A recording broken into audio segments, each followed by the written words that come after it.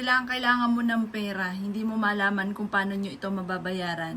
Meron po ako ituturo sa inyo mga bossing ko para kaagad-agad ay mabayaran nyo ang inyong mga pagkakautang at kayo po ay hindi na nape-pressure. Ang taong lagi nape-pressure, lagi ka nag-aalala, kayo po ay sumasakit ang ulo, malapit ka sa inyong karamdaman, imbis po mga bossing ko na masolusyonan ang problema, madadagdagan pa ang inyo pong problema. Ito pa mga bossing ko ay ang asukal.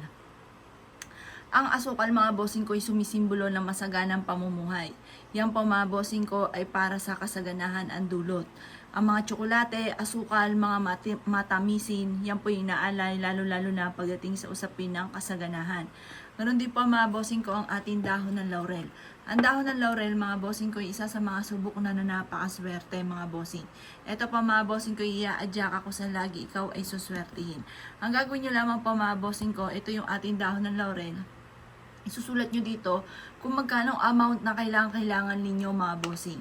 Ngayon pa mga bossing ko, kumuha po kayo ng panulat. Ang panulat natin gagamitin, mas maganda, panawagan ay kulay pula na panulat. Isusulat nyo po dito yung amount na matagal nyo nang gusto. Halimbawa, gusto ko na magkaroon ng 7 million. Gusto ko na kaagad-agad ako ay magkaroon ng 7 million. Yan po mga bossing.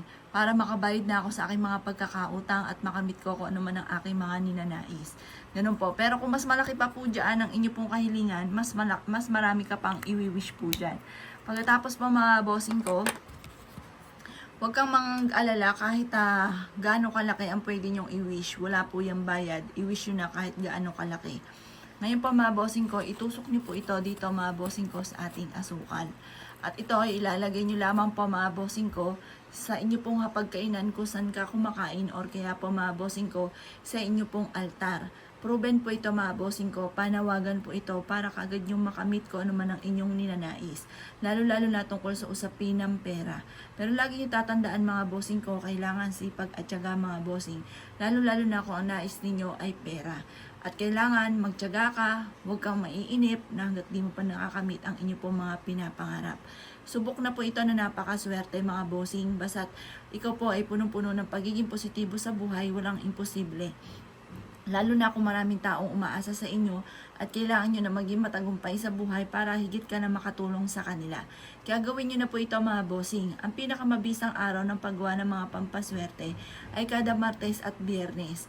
Or kaya po pag sumasapit mga bossing ko ang full moon or unang araw or huling araw mga bossing ko ng buwan. Ngayon pa mga bossing, kung kayo po'y mapapanood nyo ito ng ordinaryong araw, pwede nyo po itong gawin mga bossing ko kahit ordinaryong araw. Ito pa mga bossing ko ay magdudulot sa inyo ng swerte. Kung kayo'y naniniwala at nais nyo po itong gawin, huwag ka na magpatumpik-tumpik pa. Makakatulong po ito upang sa ganon masigit ka na makaattract ng swerte at makamit nyo kung ano man ang inyong mga pinapangarap. Ngayon pa mga bossing ko, ilagay nyo po ito mga bossing ko sa inyo pong hapagkainan kung saan ka nakain or sa inyo pong altar. Pwede rin ito sa malapit sa inyong lagayan ng pera.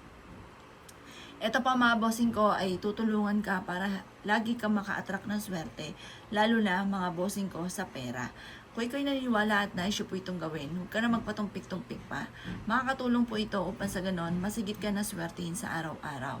At mas magiging positibo ka sa buhay at kung ikaw po ay may problema sa pera, iaadya ka nito kung saan lagi kayo suswertihin, lalo-lalo na tungkol sa usapin ng pera.